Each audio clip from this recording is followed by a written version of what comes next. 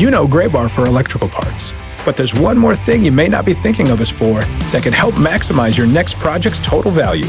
Our pre-project planning services are designed to help you win the bid, save on labor costs, and keep your installers productive across your entire build.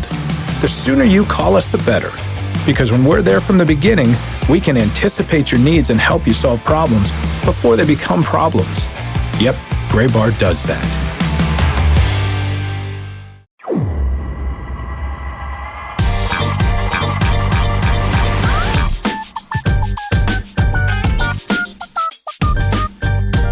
Welcome into the latest episode of the Show Before the Show podcast, the official podcast of minor league baseball. I don't know why I was intoning so high. My name is Tyler Ron. Benjamin Hill and Sam Dykstra are in New York City. We got no time to waste. No time at all to waste.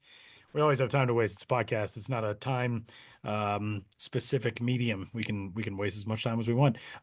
Dudes, what's going on? There's one blank spot on the hat wall behind me, but I just want you to know it's because it's the hat that I'm wearing. Because that would have driven me nuts. We should do that in future episodes where you put the hat on backwards and we have to guess. You have to guess by what's. Ooh, I like that. Require you to actually organize the hat wall a little bit better, not to put you on blast here. But like I couldn't tell. Well, so I think you're correct in that it used to go like, vertical columns. I tried to go like, here's, from when I was a kid, these are my hats of the team that I liked. And then like when I got into working in baseball, and then these are hats from the league that I worked in. And these were hats from the next team that I worked in. And then that league, and then the Australian league. And recently I was like, I don't like how this is done. So I tried to redo it, and now it only makes sense to me. Like nothing. If you're looking at me right now as you are, there's like no coherent system. Well, we should say which hat you were wearing. I don't know if we've actually said. I'm wearing Mr. Moon, the Asheville Tourist Mr. Moon. Not only am I wearing Mr. Moon, I am wearing a 2012 South Atlantic League Champions Mr. Moon hat. This hat is almost 15 years old. That's pathetic because I see it up there and I'm like, oh, there's my new Asheville hat. That's cool. And it's 13-year-old league championship season. But that's what I went with today. I went with the Asheville Tourists today. Neither of you are behatted today. I'm a little disappointed in that. Not today. Although again, if I had the head of hair of either of you, I would not be as behatted as I usually am. I'll wear my Mississippi Mud Monsters hat on the way. There you go. I wore it to the office today. Tyler, we forgot to give you your Mississippi Mud Monsters. Oh, yeah. Well, I'm coming back. Yeah. So when you come back for June 11th, show before the show theme night at TD Bank Ballpark, home of the Somerset Patriots, we will get you that Mississippi Mud Monsters hat. The Mississippi Mud Monsters, who list the outfield distances on the wall in fathoms. Wow. That's a nautical measurement. Yeah. What? Yeah. How do we have an idea of like how many fathoms? What's the conversion rate for a fathom? How many like feet is a fathom? I don't know. If we had titles, if we had weird titles for these episodes, I would just say how many feet is a fathom should be. How many feet is a fathom? 6. Oh, so it's like 2 meters. Yes. Okay, so you cut so an outfield wall would be like 55 fathoms. Let's say. Sure. Yeah. 330 feet. Yeah. Yeah. Yeah. I like that. Okay. I can get down that's with that. Very educational. Yeah. 3 down the left field line there. 60, okay. 67 something more in center. Yeah.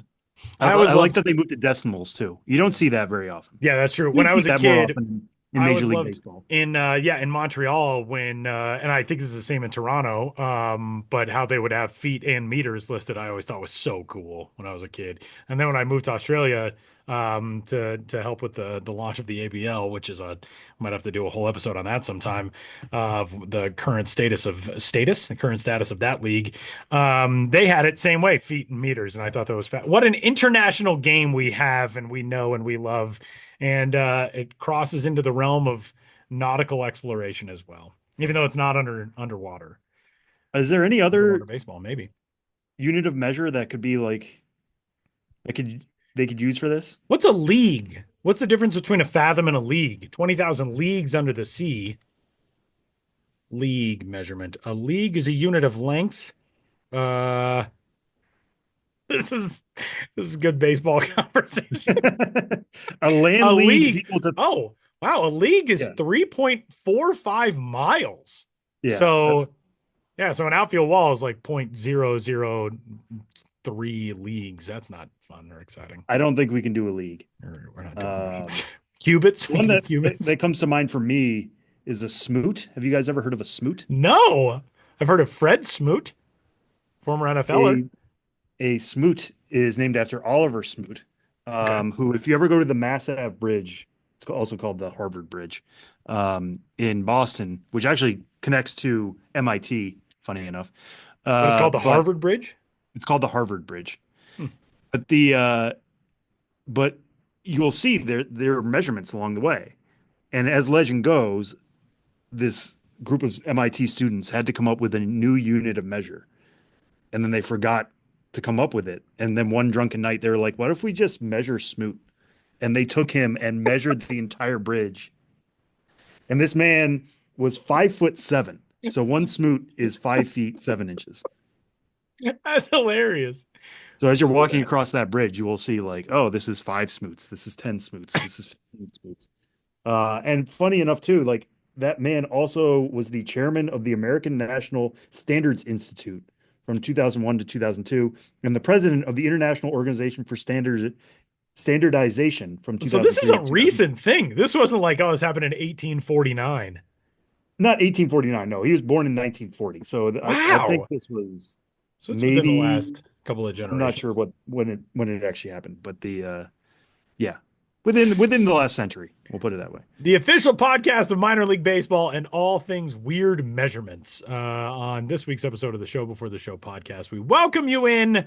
And thanks for hanging out with us. You can, of course, get in touch with the show, podcast at milb.com, if you too have any thoughts on what outfield walls should be measured in.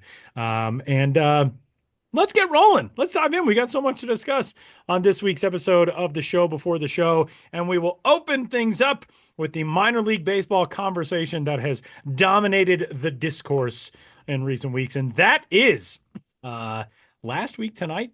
And its host, John Oliver, falling in love with minor league baseball, at least in a public sense. John Oliver, big baseball guy, big Mets fan, not a great swing as we broke down a couple episodes ago. He's a cricket swinging baseball fan, but you know he's a UK born guy. It's understandable. But a couple weeks ago, segment on Last Week Tonight about minor league baseball. At the end of that segment, John Oliver invited a minor league baseball team to get in touch with him about a rebrand, and he said the only qualifications are, you know, we're going to come up with a new logo, a new team name, a new mascot. You can't ask any questions, and you just have to go into this. 47 teams responded to this inquiry from John Oliver, which is well over a third. I think it's 40+% of minor league baseball nowadays, and they have selected a team, and that team is, now if you haven't yet heard or watched that episode or read the stories on the site, you can go do all that stuff now. I'm going to give you like a 5 count: 5, 4, 3, 2, 1. That team is the Erie SeaWolves, the AA affiliate of the Detroit Tigers, a team that is near and dear to our hearts. We've had Greg Coleman on the podcast multiple times, the team president in Erie. Always a really creative and fun organization that plays in a cool, quirky ballpark. They used to be a short season team, bumped up to AA in the Eastern League. They have been known as the SeaWolves since their inception. And Benjamin Hill got a chance to talk with the SeaWolves about this. Ben, what is the mood like in Erie? What do the SeaWolves have to tell you about their step into the national spotlight? Yeah, I mean, first of all, I do want to say, with just the selection of the Seawolves, we don't know the ins and outs of the criteria that John Oliver and his staff used. But as soon as it was announced it was the Seawolves, I was just like, good choice. Good choice.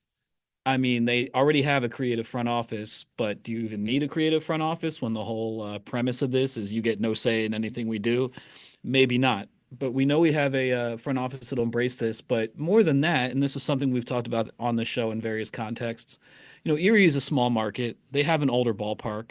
When there were cuts to the number of affiliated teams prior to the 2021 season, Erie was a team that did not know for sure that its future was secured. So for Erie to be chosen, I just think is great because it's a smaller market, a team that always has to hustle for a little bit more attention and recognition than those in, bigger markets and newer stadiums. So just from that perspective as well, it's like this is a team that, in a sense, deserves this. It's hard to say how do you deserve something so random happening, but I just would commend Erie as a choice and a team that we've had occasion to talk about quite a bit on this show and that I've written about quite a lot through the years. So I talked to Greg Coleman, and he was just kind of like, "Hey, your guess is as good as mine." I do think there's been some kind of larger, I don't quite say confusion around this, but in the segment where John Oliver introduced this whole premise, he was talking about a lot of alternate identities, like Eugene Exploding Whales, for example. But he was also talking about like crazy minor league team names in general, from Rocket City Trash Pandas to Modesto Nuts. And then he just says, "We will rebrand your team." So I think some people are like, "Oh yeah, like another like quirky alternate identity," and other people are like, "No, he said he's going to rebrand the team. He's going to come up with like a whole new long-term identity." And so when I talked to Greg Coleman, he's like, "Yeah, and I think we're thinking this is more of like it's a theme night they do, but we don't know really how this is all going, to go down." So I'm not going to state definitively about anything. But I do think there has been some kind of like, so what really are the parameters of this? And I think some of that's being worked out internally right now. Which I feel like is Um, also very last week tonight in a really fun way, where it's just like we're going to throw something out there, we'll see what sticks, and we'll figure it out as we go along. Which also seems like part of the fun for this entire experience. It's probably like a little stressful for Erie that they're like, all right, well, what exactly are we talking about here? And last week tonight, I would assume is just like, I don't know, let's figure it out. yeah, But yeah, it's fun. yeah, and think about like if it's a total rebrand. I mean, one, just the turnaround on all the merchandise you would need and the uniform.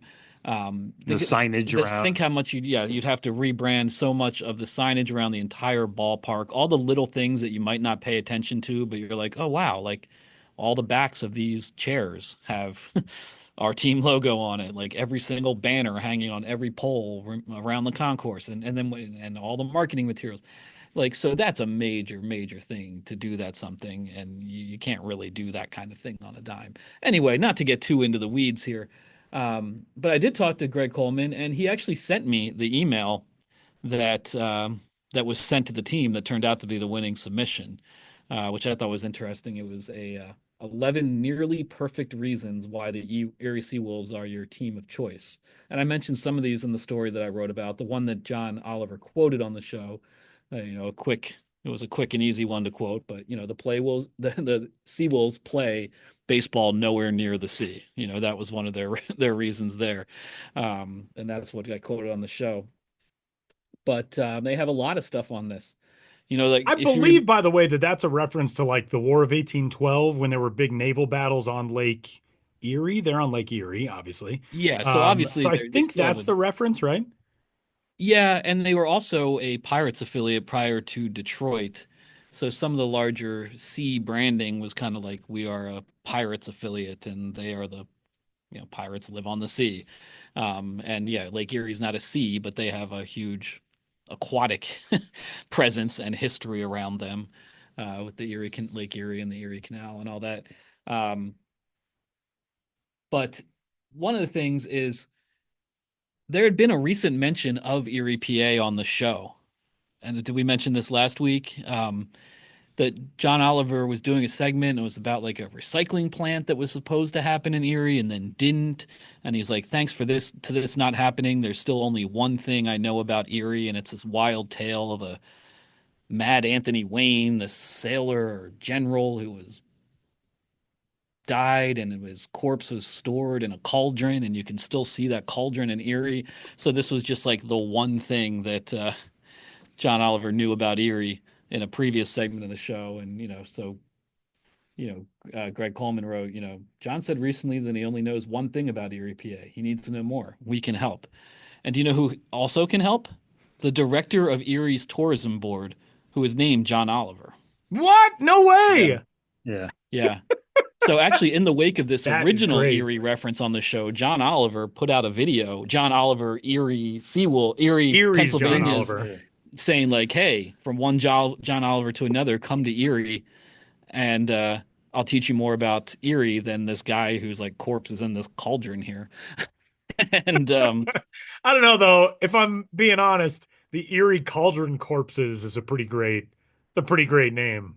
yeah, well, the subject line of this email is like introducing the Erie Bone Boilers, like a possible idea for John Bone Oliver. And boilers. yeah, so we need to look into this whole story larger. Did you guys have a theory of who it was going to be? By the way, my wife, we were watching, and as they were getting set to announce who the team was, she was like, "Wait, pause it." And I paused, and she goes, "Do you have a guess?" And I thought it was going to be a team with a parent club name.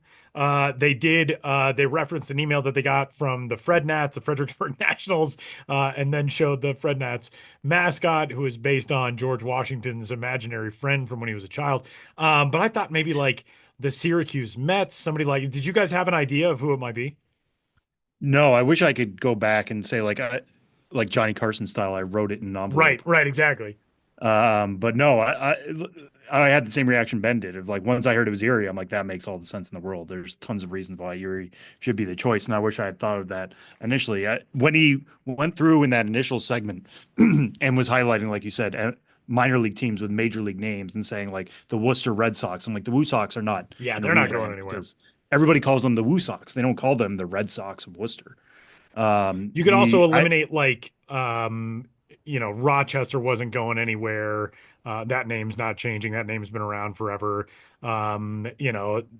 Indianapolis, that name's not changing. Buffalo, who he quoted from Buffalo's email, about the Bison's team name. They've had it since 1887. That's not going anywhere. So like you could kind of piece together maybe some of the things that were going to put teams in play or eliminate them. Erie does make all the sense in the world, but it was not my guess. Yeah, no, and I love it. And I love that this is going to bring attention to Erie, Pennsylvania, because I think the thing that people most know about Erie, Pennsylvania, beyond this bone boiling business, is that thing you do, honestly. Yes, The fact that it one took of place my in Erie, Pennsylvania. top five probably favorite movies of all time. Yeah, and we've had them on the show to talk about doing that thing you do night already. And plus, I mean, 2021, they did they did that. A salute to that thing you do. They rebranded that night as the Wonders. They did not have hats, which of course crushed me, but they did have Wonders jerseys, and they did a fantastic job with that. They also brought back three members. If you don't know, and we do have a young listener base, if you don't know the movie That Thing You Do, which came out in 1996, I believe, go find it and watch. It's just the most charming, delightful, warm and fuzzy movie. I love that movie. I can quote it forwards and backwards. But my favorite thing about that night in Erie in 2021, they had three members of the Wonders, the band, show up, and it was the lead singer Jimmy, Guy Patterson, the drummer, and then Steve Zahn, who played maybe my favorite character. Well, probably everybody's favorite character in that movie. He was the goofy, I guess, guitarist. Back in the day, I was like, I don't really know who was playing what. But Steve Zahn was like he was the, comedic, I guess, backdrop to the whole thing. And of course was Lenny, by the way. But the only actor who did not turn up was Ethan Embry, who played a guy who was literally just called TB Player. He didn't have a name, but he was the bass player. And he just like disappears at the end of the movie, and he was the only one who didn't show up. So like they did everything right for that promo. So you know how good Erie is at playing this game. So now having like the resources and the notoriety and the eyeballs of all of that is to say it's going to be amazing. I wish they could do something That Thing You Do themed, but they already hit that out of the park. That was a long yeah, monologue just to say that. and also it allows a window for them to do something else, right? For us to learn more about Erie, Pennsylvania. And I hope that we'll see how this comes together. Like Ben said, this might be a one-off. This might be a full rebrand. I mean, those are very extreme ends of the polls there, but like we'll see how it goes. But I would actually like to learn something about Erie, Pennsylvania through this process. And knowing last week tonight and how deep of a research team they have and how deep they like diving into things, I'm sure they're going to uncover something. And hopefully, this is something that Erie can run with, even if it's just for one night. Very cool stuff. If you have not seen that segment, go check it out. Go watch that episode from this past weekend. And of course, we're recording on Thursday, May 22nd. So that would have been the 18th. And then 2 weeks prior to that, on the 4th, was when they did their first segment for this minor league baseball love fest on last week tonight. And it has been very fun and very cool stuff. It was the War of 1812, by the way. Very proud of myself for remembering what war it was that Erie played a crucial role in. So that's what's going on there. But there is no rest for Ben Hill, who is back on the road starting next week after returning from the road just a couple of weeks ago. And Ben is headed to the cradle of minor league baseball in North Carolina, South Carolina. And of course, our conversation with Ben is presented by Circle K, the official convenience store of minor league baseball. Ben, give us a preview of what's coming up on the next road trip. Yeah, we've talked about it before, and I'm going to talk about it one more time because next week I'll probably just be giving you guys a dispatch from the road late at night in a hotel, updating you on how the trip has gone so far. And that trip again is Tuesday, May 27th, Greenville Drive. Wednesday, May 28th, Columbia Fireflies. Thursday, May 29th, Carolina Mudcats in their final season at Five County Stadium before moving to Wilson, North Carolina. Friday, May 30th, Myrtle Beach, South Carolina. And Saturday, May 31st, Charleston River Dogs, Charleston, South Carolina. TP night. I will witness the ballpark get toilet papered. And yeah, I'm looking forward to it. As I think I mentioned, that was an itinerary I put together initially based around going to see the Hub City Spartanburgers, a new team for this year. And then I decided to just do an itinerary with 3 of the 4 new ballparks all in one trip. So I'm doing that next month with Hub City, Knoxville, and Columbus. But then I was looking at this itinerary, which I originally built around Hub City, and I was like, I just still like that. And you know what? I think I'm going to be able to pull it off. I want to go back to South Carolina with a detour into North Carolina to see the Carolina Mudcats for the last time. So that'll be it. I'm going to tour the new ballpark in Wilson. I'll be stopping by a Circle K in Myrtle Beach on Saturday, May 30th in the morning. So, the Wilson Warbirds, by the way. Wilson That's gonna be Warbirds. the team name starting next year. Wilson Warbirds. So I'll be touring that ballpark, and yeah, it'll be a mile a minute. It'll be a mile a minute. Today has been a mile a minute. I went to Secaucus this morning to the MLB Network studios and did a segment on MLB Central with Lauren Shahadi, Mark DeRosa, and Robert Flores, and had a really good time there. It's the second time I've done a live segment in studio. I think it's my favorite format. Hope to do it again sometime soon, but we'll be sharing elements of that on social. And if you have the MLB Network, check out the Thursday, May 22nd edition of MLB Central, and check out yours truly, chatting it up, chatting all things minor league baseball. A lot of fun. Appreciate them having me.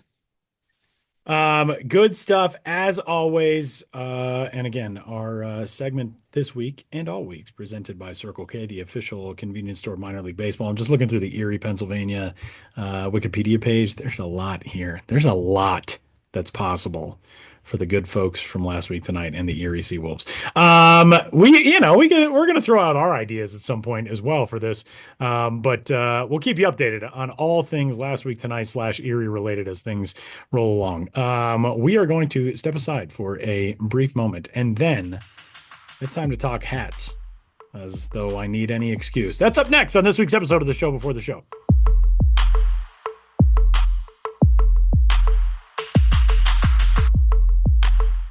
When you want your spring break to feel like and your kids' pool day to feel like and your hotel bed to feel like ooh, and room service to feel like, because at Hilton, hospitality feels like your cabana's ready. Would you like fresh towels? it matters where you stay. Book now at Hilton.com. Hilton, for the stay. A couple weeks ago on the Show Before the Show podcast, we told you about the 2025 resurrection of New Era's Clash of the Caps at MILB.com/Clash of the Caps, in which you could vote for your favorite home hat for any team in minor league baseball. And we're getting down to real crunch time. We've got winners from across all 4 full season levels of minor league baseball that will be pitted against each other in round 2 of New Era's Clash of the Caps. Now, to be fully transparent, we are recording this on Thursday. Level winners are going to be announced on Friday. So the likelihood that you get to vote in this is probably not strong, but you will get to vote over the weekend. In the final round, you can vote for your favorite hat in all of minor league baseball with the announcement of the champion coming up next week. All right, Sam, this is what we're going to do. We're going to go through all 4 levels. We're all going to vote. I feel like we need to keep some sort of point system on choosing our finalists from all of this. So, I think you're the smartest one here. You got to write all this down. Oh, I got to write all this down. All right, I can do it. I can do it. Okay, well, here's what we're doing. We're going to go through each level. So we're going to kick things off. AAA, 3 finalists from each level. AAA's finalists are the Durham Bulls from the International League East Division, the Gwinnett Stripers from the International League West, and the Sugarland Space Cowboys of the Pacific Coast League. Ben, what do you got in AAA? Boring choice, but Durham Bulls. I think I got to go to the same. Honestly, that was my choice, so we might as well just make it It's a clean sweep for Durham at AAA. Sugarland, if it were not for Durham, Sugarland gets my vote. But Durham's is just so iconic. It's so great. Even just as it could be that it was in the movie and it's kind of a meh hat and you still vote for it just because you've got some emotions tied to it. But it's such a great hat also. So all right, we're 3-0 for the Durham Bulls. Congrats to our friends from Durham. Yeah, I mean, and Tyler, I mean, they tweet this all the time, right? Like, we are not the Broncos. Stop confusing us for the Broncos. But it's such a classic throwback look, and it's different. Like, a lot of hats now are kind of that really, really dark blue, with a logo on top. They are that. I'm sure they have a specific color for it. I would say it's not quite royal, but it's not quite royal. It's just like when you just think of blue. It's kind of the shade of blue that you think of, right? Like it pops a little bit more than your standard cap. And then with that touch of orange in the D as well, it's just all the elements really come together in a nice, colorful way. One of the stories that I most wanted to do at MILB.com that I actually never got a chance to do was trying to chart whether it was the Durham Bulls or the Denver Broncos who would come up with a quadrupeded animal leaping through four-legged animal. A four-legged animal leaping through a D. Okay, so a clean sweep for Erie. All right, so AA. We've got 3 entrants from the 3 leagues in AA. The Hartford Yard Goats of the Eastern League, the Rocket City Trash Pandas of the Southern League, the Amarillo Sod Poodles of the Texas League. One thing worth pointing out here, these are all Brandiose teams. This is a Brandiose sweep in the logos designed at AA. Fellas, who you got? Yeah, and all over the course of the last decade, you have 2016 for the Yard Goats. Rocket City ended up being announced way before they actually took the field, but that came out in 2019. Yeah. Amarillo Sod Poodles was, I believe, in advance of the 2019 season, so probably in 2018. So these are all relatively recent, all Brandiose. Yeah, a kind of a aesthetic similarity between all 3 of these. And they're clearly working for people. Is it me again? I'll go for it. Yeah, you just take it, Ben. I'm going Hartford. I like I've always liked the way that goat looks. Especially against that dark blue background with the broken bat in his mouth and the green bill. I like the contrast of the 2 colors. And I like the goat. He's not really snarling, but he just looks mean, but not overly mean. It works for me. And the bite marks in the bat have always been a nice touch to me. Yeah. It's not the first bites that goat is taking into that bat. It's like John Voight's up and down the barrel. That Seinfeld episode. Exactly. I think that's what they were going for. Sam, what are you going with? This one is really tough for me because I think all three are great, and like you guys have mentioned, like they all kind of raise the bar a little bit more with each coming out. Like I remember the yard goats coming out and everybody freaking out about what that is, and then Right. sod poodles. So it's like, what is a sod poodle to the rest of the country, and having to have that explained, and then trash pandas just set the entire internet aflame. I think the most iconic now is probably the trash pandas, so I'll go with the Oh, trash okay. pandas. Okay. With apologies to friends in Hartford and Amarillo, because I really do like the Amarillo look. Um, Yeah, former friends now that I they know, yeah. right? Yeah, Yeah, I'm it's gonna true. get so many letters after They're this. cutting you off. But Rocket City, it's such an ingenious design. It's a raccoon in a trash can that is going to space. Like it does. Why? Yeah. Why? None Which, of this should happen. right. Like Huntsville, Alabama is we used to have the Huntsville Stars, Rocket City near Huntsville, not in Huntsville. They're in Madison, correct? But there's Correct. a lot of aerospace history in that region, so that's part of the reason behind it. I This is a difficult choice because to me, the best logo in this group, I think, is Amarillo. But I think I got to go Hartford because the thing that I like about Hartford is that Brandios went with the old Whalers colors to tie that into the history of Hartford. Obviously, the blue is a nod to the Hartford Blues, who were, I believe, charter members in the National League. But the blue and green is a salute to the Hartford Whalers, an NHL team that left and just devastated that community. I always thought that was really cool and just a really meaningful thing to do. So I think I'm going to go Hartford as well. So we're 2-1 Hartford there. So apologies to Rocket City and Amarillo, all of But St. all three great finalists, we got to Right, say. exactly. Three This amazing finalists. this might be our toughest group to choose from. Yeah, I think you're right. High A, to me, I've got a clear choice in high A. There's also, I think, a surprise in high A, and and this is taking nothing away from this team at all, but out of the Midwest League, the West Michigan Whitecaps won the Midwest League for Clash of the Caps. So West Michigan is one of them, the Hillsboro Hops in the Northwest League, and the Hub City Spartanburgers first year team in the South Atlantic League. Ben will be in Hub City in Spartanburg, South Carolina, coming up next week. Ben, what's your Next month, choice? Next month. Next month. Sorry, next week. Next Yeah, month. Well, they're next not part of week the. is next month, technically. Ben, what are you going with? I'm going with West Michigan. I was surprised to see it in there as well because that's a look that's not the original Whitecaps logo, but it's still been one in use for quite some time, and I like it. The wave is pomorphic.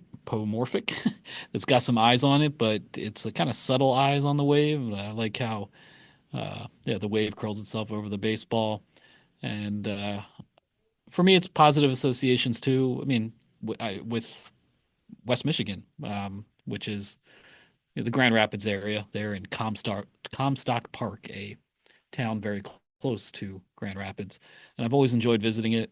I like that team. I like the energy of the Midwest League in general, and sounds good. All right, so for me, I'm gonna go with the new one. I'm gonna go Hub City on this one. Wow. I surprised myself a little bit. I don't know if that would have been if you give me all 30 high A clubs, if that would have been my initial choice. But like seeing them all laid out here, in a recent tweet from MILB, it's such a funny look. It's a cheeseburger, like holding a bat, wearing another hat. I mean, there are two of these logos, right? The Hillsboro Hops logo is also wearing a hat that is not its own hat. You Yes. know what I mean? It's wearing a Yes. different hat than the hat that is the home team cap. Right. Either way, it's just such a throwback look. It feels like that could be on the side of a diner. And if anybody's listened to this show for any period of time, you know that I am a sucker for diner culture and diner looks, and it works so well for that. And it feels like it should be a patch or like an alternate look, and yet Yeah. it's the primary home hat. And I celebrate that level of creativity and going off the beaten path a little bit, not just going for like an HC on the hat. It's actually a Spartan burger, as it were. Wow. Well, it's a good thing we're not choosing the actual teams that advance from these groups because I'm going with the Hillsboro Hops. It's funny because I was thinking about like, what am I going to say? What do I love about this Hillsboro thing? And I was going to point out the thing that I think I love most about it is that the hop is wearing a hat that is different from the hat that it is on. It's wearing a different Hillsborough hat. And then Sam said the same thing about Hub City. I just love, somewhat similar to Amarillo, there's like a lot going on in this logo, but it's not overwhelming. Whereas I feel with some of the other like really large logos on the front of minor league baseball hats these days, kids, it's logos these days. I just feel like they convey so much in that Amarillo logo or in the Hillsborough logo in a pretty concise piece. So, wow, high A, we go our three different ways. I like Yeah, that. and we probably mentioned this before, but I always feel like I want to bring it up. But the Hillsborough Hops moved from Yakima, Washington, where Right. they were the Yakima Bears, and yeah, so that team was just called the Bears. I'm not sure of the origin of why they were called the Bears. Pretty straightforward name. They moved to Hillsborough outside of Portland, and they're the Hops, and it's celebrating, you know, Portland's area's beer culture and hops production. But do you know the U.S. capital of hops production? The Yakima Valley, where they moved from. Really? Yeah. Oh, that's kind of It's cool. So this is kind of like the minor league version yeah, of the LA Lakers. yeah. Like the team moved Or the and was just Utah, like, we're celebrating the, where we used to be But in from. this the New case, it's not Orleans like they were Jazz the moving to Utah Yak, where they don't but allow it's music. but that in that analogy, they would have already been the Yakima Sure, Hops. yeah, yeah. But it's just kind of funny to move somewhere else, and then it's as if like Yeah, it's like a cool nod to where you came from. yeah, but it's as if Minnesota's team had a different name, then moved to LA and became And the they started Lakers. calling them the Lakers. Yeah, They were the Minnesota, I don't know, ice chippers, and then they moved to Los Angeles and became the Lakers. I for my money, and this changes like every year, but Hillsborough, I think is like my favorite wall to wall uniform look in minor league baseball. Like I just love everything about Hillsborough's look. It's so classic. Like it looks like a major league quality minor league look. Like every once in a while, you look at a minor league team uniform and think there's too much going on there. But Hillsborough, like the script is classic. You know, the name is short. It flows well. Hops is like, in addition to obviously the beer culture stuff, it's, you know, it's a baseball term. I think Hillsborough is a 10 out of 10 identity. I'm a big fan. Okay, so we go three separate ways on that one, which brings us to our last stop in Clash of the Caps, which is single A. Three entrants from three leagues in single A. And we start in the California League with the Lake Elsinore Storm and their iconic pair of eyes on a black crown over the red bill. The Kannapolis Cannonballers, a relatively recent identity change, also within the last decade.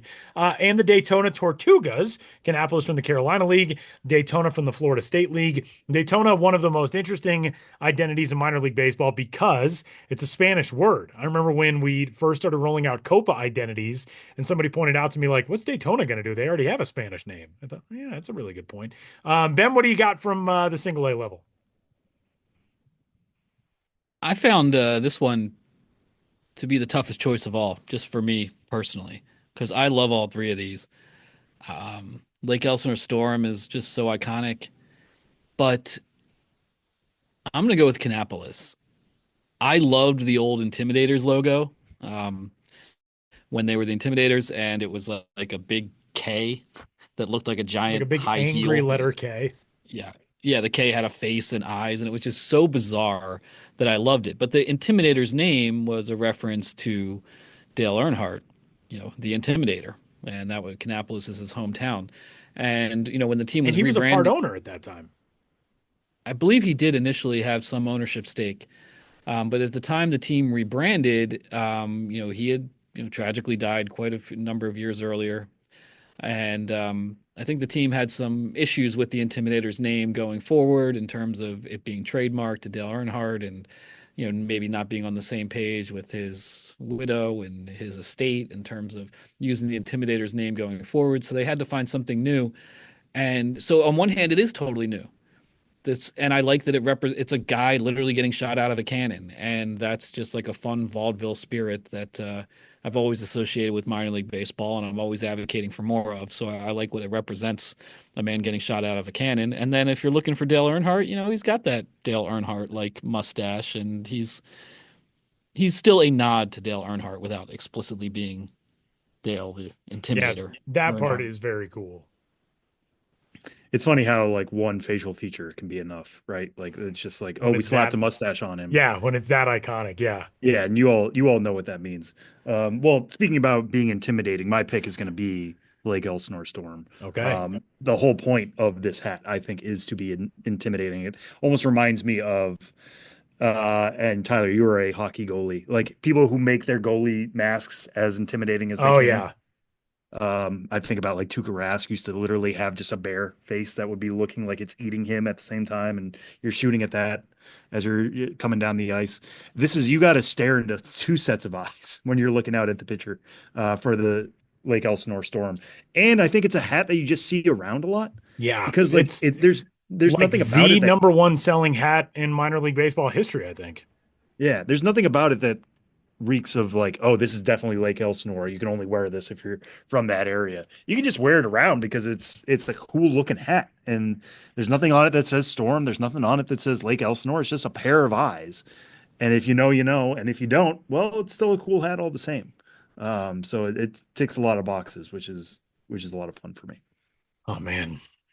That puts this up to me. I have to lean us one way or the other. Or I could go Daytona. We could have an even split, a filibuster, if you will, of this vote in all three. Here's my only I touched on how I wish I could have written a story about um the Durham Bulls and the Denver Broncos. I also wish that I could have written a story about there was a clothing company in like the late 80s, early 90s called No Fear. Does anybody remember Oh, I this? remember Oh, No of Fear. course, yeah. Yeah, my And friend No Joe used to wear a Fear, No Fear t-shirt every day. they had a very similar eyes logo. And the only thing that I think of when I see, and this is like, I am probably the only person who threads this needle, but like the only thing that I think of when I see a Lake Elsinore Storm logo is the No Fear clothing brand. So like obviously I recognize that it's Lake Elsinore, but it puts that thought in my head and I don't know which came first. The Lake Elsinore Storm were founded in 1994. The No Fear clothing brand came around in 1989. Now I'm not suggesting, any sort of untoward inspiration for the logo, but I also kind of think like all right, like was everybody just coming up with stuff that had eyes on it at the time? So as much as I love the Lake Elsinore logo, as much I have, you could probably it's somewhere back there. I have one. I think I'm going Kannapolis also. It's just like Kannapolis's look is so good. I like how Ben described it as sort of vaudevillian because it really does just encapsulate when I think of the Kannapolis logo coming to life. I think of, yeah, like small town North Carolina. It's 1923 and a traveling carnival has come through and they're going to shoot a guy out of a cannon, which is sort of what they were going for. I just think Kannapolis crushed it with that look, with that logo. It's also a logo that has a lot of elements to it, but it doesn't feel like it's doing too much. So I think I'm going to go Kannapolis. Apologies to Daytona and to Lake Elsinore, both very worthy contestants. And again, we're not deciding anything. The votes will decide things as of tomorrow. But I think I'm going Kannapolis on that one. All right. Well, out of all the ones we chose, do you guys have who would be your favorite? Because, as you said, Tyler, voting begins next week on the actual finalists. So a champion will be chosen here pretty soon. I want to point out one thing that I'm disappointed in myself with, which is that all four of my finalists are blue hats. And to be fair, there's not a lot of variety in this as far as non-blue hats go. There's, Sugarland, I think, might even be like a dark navy. But Durham is blue, Gwinnett is navy, Hartford, Rocket City, and Amarillo are all blue hats in various shades. West Michigan, Hillsborough, and Hub City are all blue hats in various shades. Lake Elsinore and Daytona are black and green, respectively. But I went all blue, which is kind of lame. Man, I don't know. I'm either going Durham or Hillsborough. Like if I had to put out a Super Bowl matchup, sorry, a big game matchup for my finalists, I think that's who I would go between. Apologies to Kannapolis and to Hartford, but that's who I think I would go with as my final two. I think my final pick is going to be Durham. It's Just because so that's it. good. It's a hat you can wear. I even have one after I did a game, MLB Pipeline Game of the Month there a few years ago, that I'll just wear around the city. And again, like it's universally recognized as kind of like the minor league baseball hat. I think Chris Ryan of The Ringer occasionally wears one in some of their videos that they do because it's going to fit. Like people are going to know it from the movie. So you get some Yeah. people from that, but you're also going to get people who just know minor league baseball and recognize that as a classic hat to begin with. So I think if you're choosing then this is just like home caps. Like if we were opening it up to a whole thing, that would be a whole different discussion. Yeah, then it's and just chaos. Hopefully we can have that down the line. But I think if you're just looking for the classic home cap, it's Durham for me. All right, Ben. Let's stay in North Carolina. I'm gonna go with Kannapolis. Wow. Okay. I like it. I already explained why. So many We good don't need choices. anything else from me. So Tyler, let's just say you picked Hillsborough Yeah. out of those two, just so we can get 3 different winners. Yeah. Yeah. Okay. So Hillsborough, Durham, Kannapolis. 2 in North Carolina, where Ben will be next month. Yeah. Tying in. No, this month for one day. Oh, yeah. This Right. trip Right. is At May the end of 27th this through month. May 31st. I will be in North Carolina for just one of those nights, May 29th. And I always feel like I'm pronouncing it slightly wrong, but Zebulon, outside of Raleigh, Durham, for the last season of the Carolina Mudcats. Then I'll be in Hub City at the end of June, Spartanburg. I will say, if the Carolina Mudcats would have been in this final group, I would not have taken issue with that either. Like, I know, they didn't advance to the final round, but talk about a great hat. Talk about like a game-changing minor league baseball hat. Carolina, that logo and that hat was like one of the first in the 80s, 90s eras, like Carolina, Chattanooga, the teams that started to go a little out there with logos that kicked off this whole era. Carolina's a good one too. Might have your mailman. Yeah, I mean Chattanooga probably deserves to be in this conversation. Yeah. Why is Chattanooga not in this conversation? We need to do this tournament just with the 3 of us. Well, you too can go to MILB.com/Clash of the Caps to vote in the new era Clash of the Caps. Again, next week you can vote on these finalists from each of these 4 levels, and fun stuff as always. All right, coming up, Sam and I are going to talk some on-field stuff. We've got like a throwback segment. We're going to go 3 strikes on this week's episode of the show before the show, and then we are all back to wrap it up on the other side.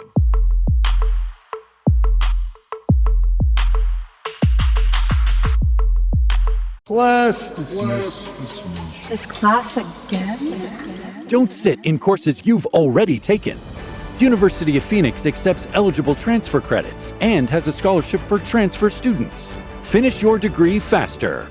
All right, it's time to talk a little on-field baseball stuff with everybody's favorite guy, Sam Dykstra, as we move along in this week's episode of the show before the show.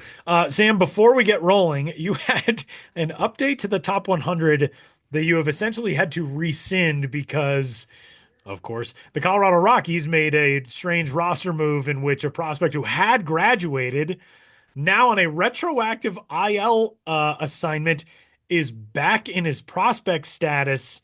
This is Chase Dollander. Walk us through this. This is weird.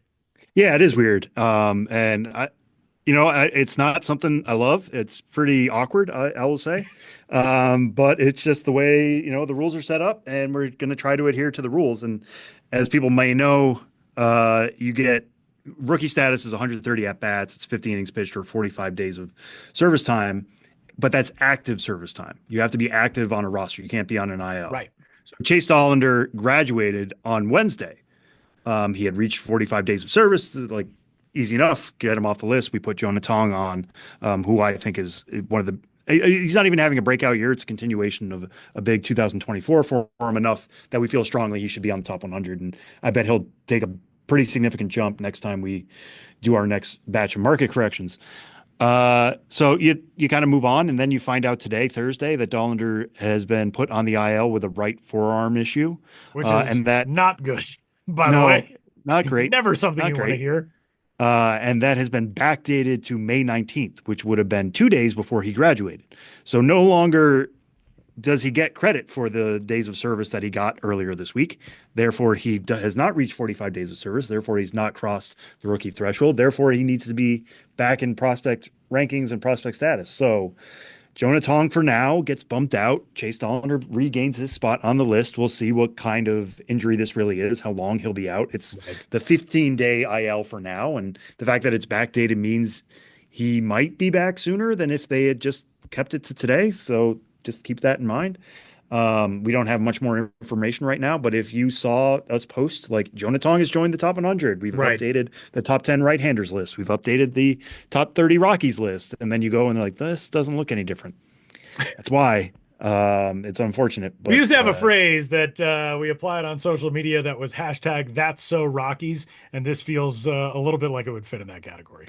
a little. Well, I know it's And it's an injury. Those unfortunate. happen. Right, Yeah. right. Like that sucks. And you hope that it's not anything serious. That's one of the most exciting young arms in baseball.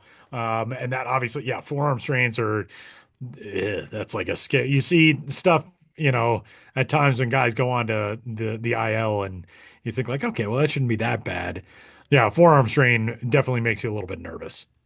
Yeah. Yeah. So we'll keep our fingers crossed that it's not anything worse than that. And hopefully Chase Noller's right back on the active roster and graduating very quickly. And like Jonah Tong will be the next up. Whoever's going to graduate next, I think it's Edgar Caro, the Chicago White Sox.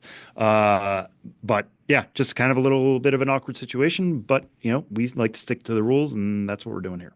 And all the best, obviously, to Chase Dollander and his recovery from this situation. So that's just a brief aside, a brief update on the top 100. And with that, we're gonna make like it's 2017, and we're gonna dive into 3 strikes on this week's episode of the Show Before the Show podcast. Also, by the way, I feel like nothing in recent years has showcased the scope of the passage of time quite like the fact that saying IL doesn't feel weird anymore. Remember for a while when it was like, oh yeah, it's IL now. I can't say DL. IL now it just rolls out there. I don't feel weird about it anymore. No, it's good. It's good.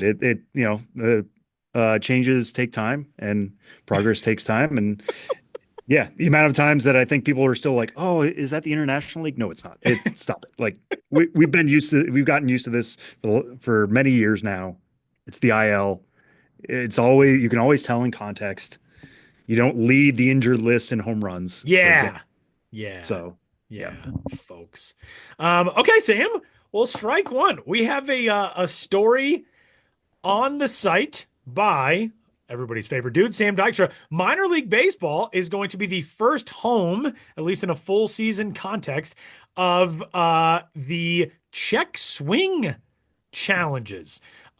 We saw this in the Arizona Fall League last year. It will be implemented. It is implemented right now in the Single A Florida State League. It started a few days ago on May 20th. This is something that was really interesting to watch in the AFL last year, Sam. First off, explain to folks how this works. I mean, what the dynamic is of the angle of the bat and how the process actually works. And I remember last year we talked about the check swing challenge. Give us, a little bit of what you've heard around baseball as to what it was like in the fall league and the implementation now in the FSL, which of course it's in the FSL because those are big league ballparks, spring training facilities. So the equipment is there to make this all possible. But give us the rundown. Yeah, so this is just another opportunity to test out a new rule, potential rule, something that is not, I can't stress this enough. This is not coming to Major League Baseball in 2026.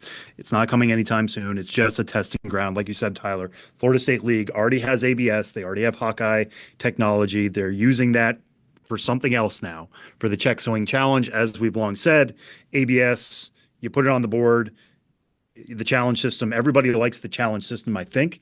You can fiddle with like how accurate Hawkeye is and all that, but this is not just full ABS.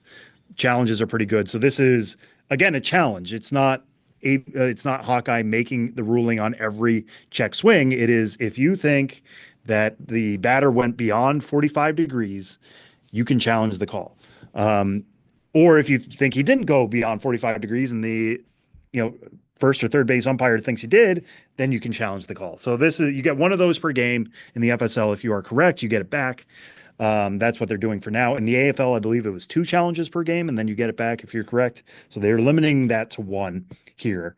But why 45 degrees? I think there's a number of reasons for that. One is it's pretty easy to think about because the first and third base lines emanate from home plate at 45-degree angles. So it's basically if you're going beyond the foul line. Now, it's supposed to be 45 degrees from the knob to the end of the bat, I believe. So picture that in your head. But this again goes to the point of a swing is not defined in the Major League Handbook or like the rule book at all. It's always like, what is a legitimate chance at striking the ball? One of my favorite conversations that I have ever had on this podcast was back in, I think, the year that we started it, 2015, in which the Hartford Yard Goats, maybe this is 2016, they were the road goats. They were playing that entire season on the road. They had a batter strike out because he jokingly just kind of swung the bat after a pitcher had like fallen off the mound and just uncorked a ball toward the dugout. And the Yard Goats hitter, just as a joke, kind of put the bat, through a fake swinging motion, and the umpire called him on it, and it was strike three. So that's the rule. The rule is an attempt to swing the bat made. So it's like the most subjective rule possible. There isn't, you always hear, oh, did it break the hands? Did it break the plane of the strike zone of the plate of whatever? That's not technically the rule as it's written in the rule book. So this seeks to give some clarity to that. Yeah, and you can look at like there were every once in a while there's stuff that goes viral from the 1965 World Series in which Don Mincher was going up against Sandy Koufax, and it looks like he is going all the way and reels it back, and they don't call it a swing because he didn't like complete the swing. That's how they defined it back then. Then you look at the 2021 NLDS, and I mentioned this in the story. Wilmer Flores ended the LDS against Max Scherzer because he kind of like I had forgotten this too. Yeah. Yeah, and I don't think it was a swing, but based off what we've I'm seen. watching it again right now. I had completely forgotten about that. And that was game 5. It was it's a 1-run game in the bottom of the 9th in a best of 5, series tied 2-2, and it ends on a called swing on a check swing. Like, yeah, whoa, I had kind of forgotten about that. Yeah, so this is now 45 degrees is beyond what you're saying, Tyler, right? Like I grew up thinking it was beyond the plane of the plate. Right. Or Beyond you'll that hear like front breaking your wrist. horizontal line of the plate. Yeah, and I think colloquially that's basically what umpires have gone by is like, does it look like the knob of the bat is basically pointing at the base? Once that happens, you call it on appeal. This is a little bit further beyond that. And I think that puts it into like, it's basically beyond reproach. Like if you swung at 45 degrees, you were definitely swinging. There's no doubt about it. If it's 37, like maybe some umpires call it, maybe some don't. It's all up to personal discretion. Right. 45 is like, that's no doubt. You were offering at that pitch. And again, maybe this changes. Maybe this changes down the line. Yeah. Maybe it ends up at 35 degrees someday. Maybe it ends up at 30 degrees. I have no definitive answers. This is just testing it out for now at the single A Florida State League. Who knows? I mean, ABS is also obviously in the AAA level. Maybe it comes to that someday. Maybe we see ABS expanded. I haven't heard anything about that because it's a very expensive venture to expand ABS and get that technology into a lot of other ballparks. But this is where it's going to start. So, maybe this will be something to watch down the line. Maybe it's something we don't even hear about because it's like one swing challenge per game and it's not much of anything. But this is what they're going to do for this season and collect some data and make a ruling moving forward. And maybe we see it go nowhere. Maybe we see it get implemented. Not all rules that are tested eventually make it to the majors, but this is how they start. I have to say, and maybe this is just like being a company guy, I've worked for MLB for long enough, whatever, but I love the fact that we're in this era where Major League Baseball is cool with experimenting with stuff like this, where if the technology exists to make the game better, all right, let's give it a shot. It might just be in the FSL or in the Arizona Fall League or whatever, but I think, even 20 years ago, we wouldn't have had these conversations. And I do think that there is something very cool about a sport that recognizes like sports need to evolve, and that's sport wide. At times, basketball added in the 3-point line. Hockey took away the 2-line pass, or I guess that's not technically the same way as anyway. But you know what I mean? Like you have to evolve. And I think these things are cool. And this is one of those baseball nerd things that guys like us are going to be really interested to watch over the coming weeks and months in the Florida State League. All right. Strike 2, another story by everybody's favorite guy, Sam Dykstra. The most interesting pitches in AAA in 2025. Jacob Mizorowski gets a headline note, not technically a headline note, but a second paragraph note in this when he struck out Lucan Baker on a 103-mile-an-hour fastball as a starter on May 15th. And that was one of the things that made you kind of start to noodle on. All right, what are some of the best pitches, most interesting pitches in minor league baseball have been this season? Sam, take us through some of these. Yeah, I mean that pitch was just so insane because it it just absolutely blew it by Luke and Baker. And, Jacob He's not an Mizorowski, easy guy to just like sneak a fastball by the way. no, he swings hard, and he's always been a really, really good AAA hitter, and Yeah. that's where this happened. It was a game between Nashville and Memphis. So he's got some major league time, he's got some major league success. This is no spring chicken you're doing that to, and the fact that Jacob Mizorowski did it so deep into his start, and like you said, as a starter, this is not a guy coming in the ninth inning, fresh out of the bullpen, blowing That was 103. pitch number 78 of that game for Jacob Mizorowski. He was working his way up to it. And so it's just like, okay, I knew this is one of the most interesting individual pitches we're going to see all year, but like, let's look at pitch types and find the other stuff, because like we said before, we have ABS and AAA, we have StatCast available to us. All the data is at our fingertips here to kind of dip into. So I'll just run through a few of these real quick. Some of these will be names you obviously know, Mizorowski being chief among them, but his fastball, obviously great. He's thrown the most in AAA at the time I wrote this story with 485. That's because obviously he can touch 103, but it's averaging 97.3 miles an hour. Comes in with a ton of spin, 2,575 RPMs of spin, which is the highest also among AAA pitchers who have thrown at least 154 seamers this year. And then he gets 7.4 feet of extension. So not only is he throwing it hard, he is getting super close to you as he throws it hard. So your window of decision on like, is this a strike or not? Is this something I should swing or not? Is minuscule. And he's throwing it with that much spin. So it's very hard to pick up as well. Guys really haven't touched it all year long. I think it's one of the reasons why his control has improved this year, because he's just like, here's the fastball in the zone. You can't touch it either. Let's just go with that. Let's stop being trying to be too fine.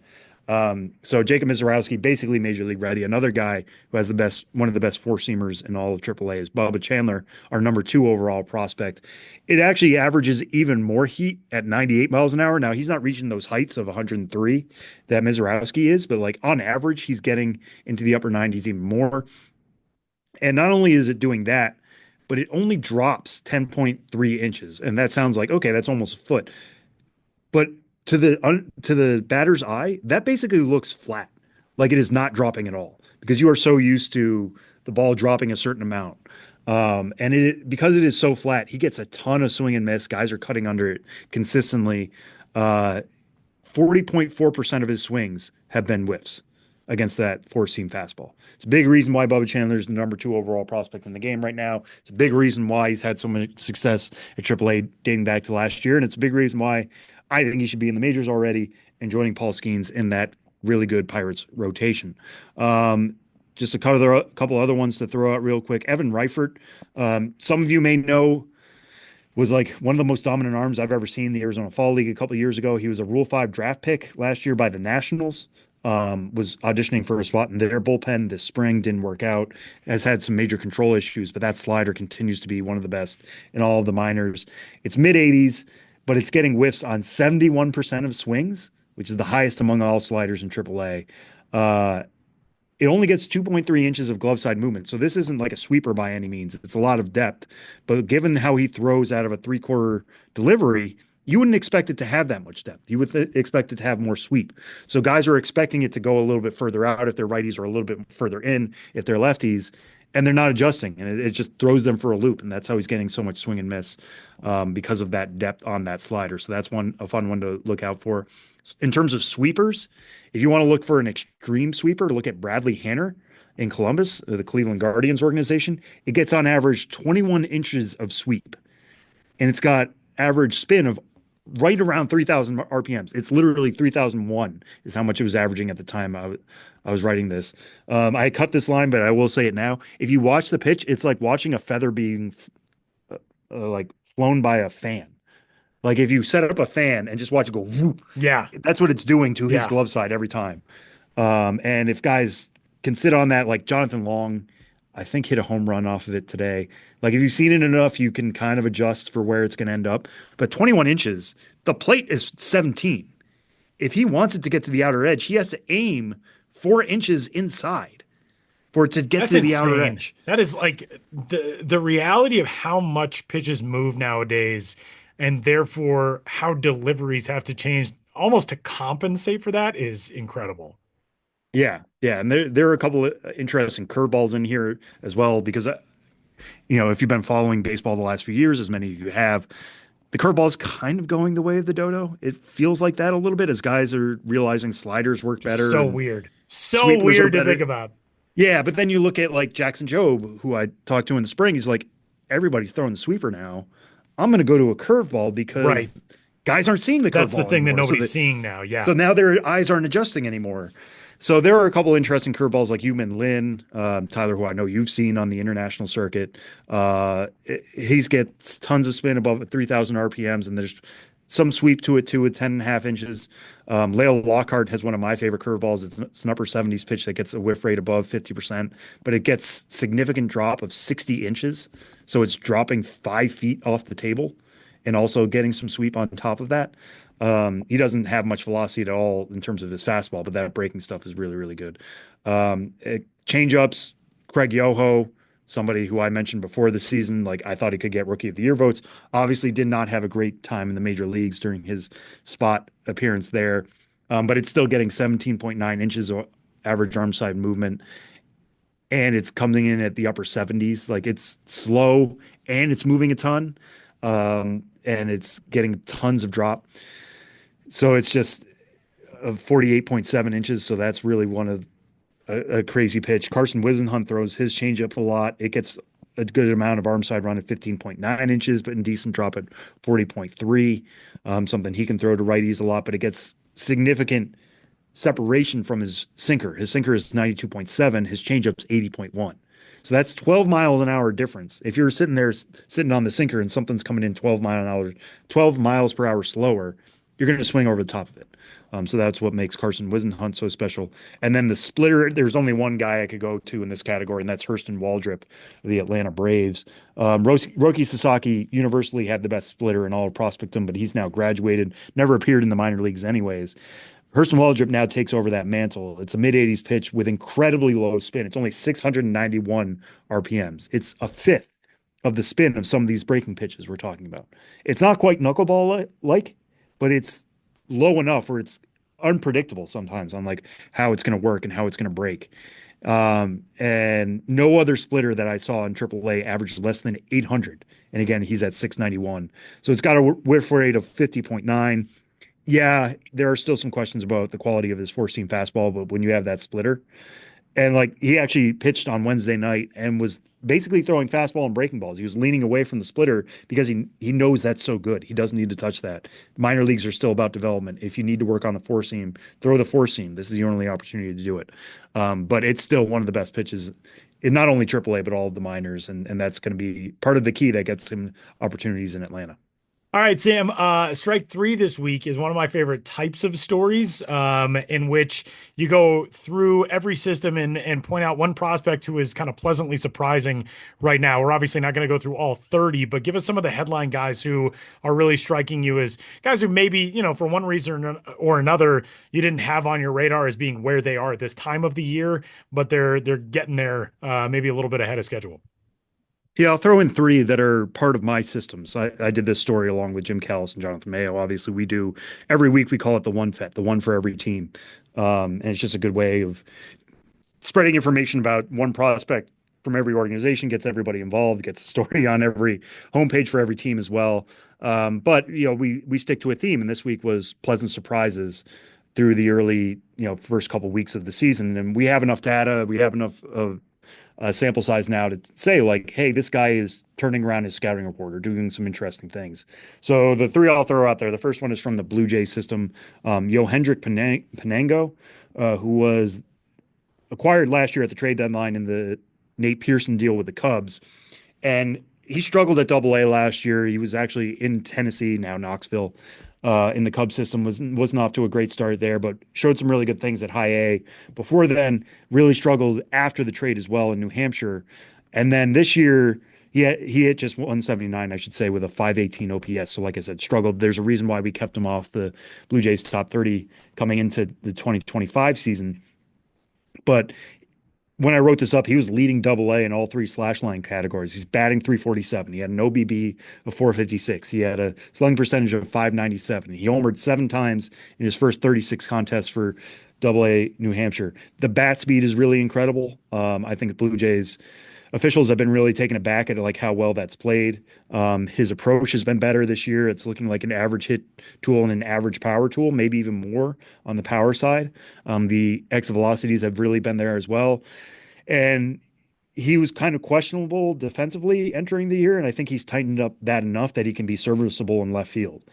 So is he, necessarily like a starting prospect right now? He's probably a little bit on the older side for that, but the numbers have been absolutely stellar for Penango. So he's one to watch in that Blue Jays system. We have him at number 24 right now, but there's a big arrow up next to his name, and we'll see where he is by the time we do a full update in August. He might honestly might already be in Toronto by that point, given what the bat speed is.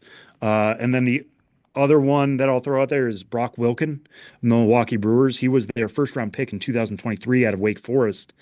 And I think he set the Wake Forest and ACC records for most home runs. I mean, the power was undeniable. And then last year, pretty early in the season, got hit in the face with Double A Biloxi and really seemed like he never recovered. He came back. He had like a cage for a while that he was playing with. I don't know if it made him more skittish. I don't know if it was, there's a lot of things that went into that. But he really struggled at Double A, and the Southern League is obviously pretty pitcher friendly as it goes, but he was batting 199 with a 28.2% K rate, made up for the lost time in the Arizona Fall League. Didn't look great there either. Now he's back in Biloxi. He's got 11 homers, which is the most in Double A, or did at the time of writing this, and he's walked in 21.6% of his plate appearances through 40 games. He's got an OBP of 409. He's got a slugging percentage of 530. Everything seems to be coming together for him. And Adam McCalvey, the Brewers beat writer, wrote about this in his most recent newsletter. It sounds like they really want him to like establish success. They're not going to push him to Nashville quite yet. They want him to just luxuriate in success for a little while longer. But given that power, if he's like all the more patient and not over swinging, especially on breaking balls, that seemed to be one of his biggest bugaboos last year, then Brock Wilken could be another potential star for the Brewers. And maybe somebody, given the problems they've had at third base this year at the major league level, maybe somebody who wiggles his way into the MLB conversation in the second half. And the last one is from the Arizona Diamondbacks. Somebody we've had on the show before, Christian Robinson, who a lot of people might know missed a bunch of years with the D-backs because of legal issues and then visa issues after an incident with police in 2020 during the pandemic. He's talked a lot about how that was a mental health thing, and he's worked a lot on his mental health to get back to a place where he can play again and feel comfortable enough to play and all that kind of stuff. And I commend him for that work and being so open about it. But he looked like last year somebody who had missed a lot of time, to be frank with you. Spent all year at Double A Amarillo, struck out 35.8% of the time. And, the tools are still there. He still hits for power. He still runs pretty well. He can play all three outfield spots. But if you're striking out, over 35%, then it's tough to make the case that you should play every day. Well, at the time of writing this, that strikeout rate was down to 29%. He was slugging 547 through his first 37 games. Now, I get it. Amarillo, one of the most hitter-friendly places in all the minor leagues, and I include the Pacific Coast League in that as well. You get balls up in the air in Amarillo, they really travel. So I get that. His splits on the road are still pretty good, but he's like right where you would hope he would be. He's making progress, right? He's making more contact. Swing decisions have been a little bit better, trending in the right direction to get back on that D-backs list. And as a guy who used to be a top 100 prospect, and missed all that time, it's pretty notable. We'll see what happens with Christian Robinson. Maybe he makes a major league debut at some point this year, but just trending in the right direction is great for him. So you can read all of that from Sam Dykstra at MLB.com/pipeline and at MILB.com. And now just waiting around to be like, when does Chase Dollander graduate? You gotta keep tabs on that this whole time. That's kind of annoying. Yeah. No, we'll keep an eye on the IL list, and hopefully he comes off it. And by that we don't later. mean the International League list. No, because Albuquerque is not in the International. Exactly. Let's hope maybe he'll make a rehab assignment. I don't want to say he's not going to go to AAA again, but we'll see. And we are having interleague play, and AAA this year. So That's true. I don't know if Albuquerque's playing there's anybody else, but they might be. there's no need to get this much into the weeds. I'm sorry to continue to. All right, we are gonna step aside for one final timeout. Benjamin Hill will rejoin us. Name That Dude is coming up on the other side of the break as we get set to close down this week's episode of the show before the show.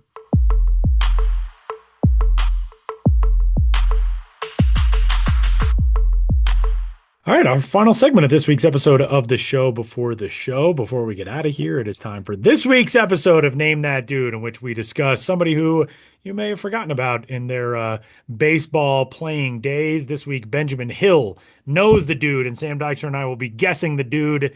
Ben, fire away. All right. This dude. Native of Florida, Tampa Bay. Gets drafted by the Toronto Blue Jays. Starts his career in 1987 with St. Catharines, back when the New York Penn League had some Canadian presence. One of St. the Catharines weirdest logos Blue in the Jays. history of sports. The Stompers, right?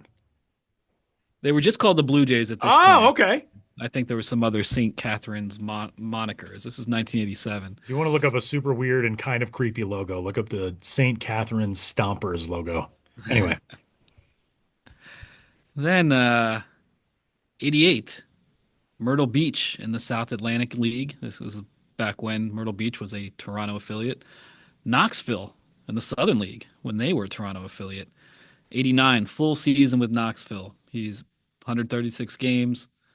So, position player. Spoiler alert. Yeah.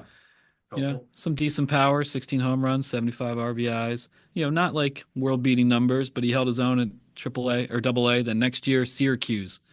Full season at Syracuse with the Chiefs.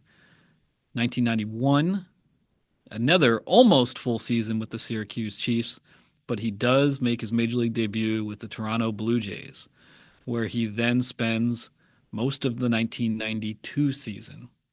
Moves on to San Diego for 93 and 94. Plays 150 games for those 1993 Padres, 21 home runs. Moves to Houston for 95, 96, 97, 98, and 99. Regular player on the Houston Astros, 1995 through 1999. Goes to the Mets in 2000. Plays a full season with the Mets, putting up his like usual good but kind of middling numbers. Then signs as a free agent with the Pittsburgh Pirates, which is his last appearance in Major League Baseball in 2001. I have a guess. He did not have a good, he had a famously bad run as a member of the Pittsburgh Pirates, even associated with a what became a catchphrase. I think Tyler knows it. I have a guess. Is it Derek Bell? It's Derek Bell. Yeah. It's going to be my guess, too. Subject of one of the greatest pranks in baseball history, which you, if you've spent any time on Instagram in recent years, you've probably seen the time that the some Blue Jays teammates pretended that they had auctioned off Derek Bell's new car, and they drove it out onto the warning track at the Sky Dome, and Derek Bell is standing there like like blown away that someone would betray him in this manner. Derek Bell. It's a very good video, by the way. If you've not seen it, it's really funny. Oh yeah, that was on one of my VHS. Like I used to not live and die, but I used to be obsessed with like the bloopers and highlight reel tapes, with like VHS blooper. And I had a blooper VHS cassette that had that prank. So I think that was my first awareness of Derek Bell. Then I was living in Pittsburgh in college when he signed with the Pirates. And if you remember, he, I guess, was told he wasn't guaranteed a starting job, even though he'd signed for a lot of money, and he wasn't performing well in spring training. And then he used the famous phrase like, well, then it's going to be Operation Shutdown. And he just kind of became known for that. Like this dude who was getting a lot of money and not guaranteed a role. And he's just like, all right, well, Operation Shutdown for me.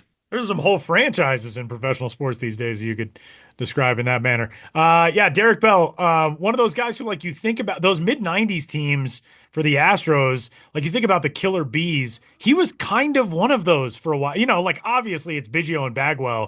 But it's like, oh, they got this other guy, and his last name starts with B, and he's pretty good too? Derek Bell was fun.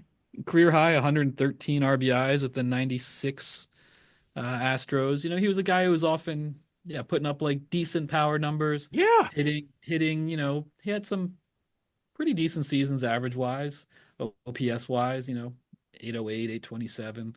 You know, a good producer for quite a number of years in Major League Baseball. Finished with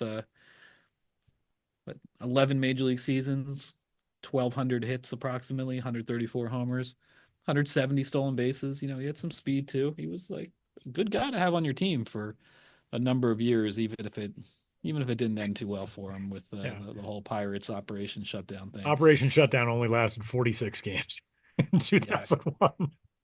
Yeesh. Not a great way to wrap things up. That final season, he got paid $5 million. That's kind of nice. It's a nice way to close out your career. Well, Derek Bell, that's a good one. That's a good dude. Those are the types of dudes that we like on Name That Dude. And all right, that'll do it, gents. We had a whole bunch of fun. If you've got some thoughts on an Erie rebrand or a promotional night idea, if you've got thoughts on your favorite hat from Clash of the Caps, if you want to inquire about some more details about Ben's upcoming road trips, podcast at milb.com is where to get in touch with us. And that'll do it for this week's episode of the Show Before the Show podcast. For Sam Dykstra and Benjamin Hill, my name is Tyler Maughan, and we will catch you next week.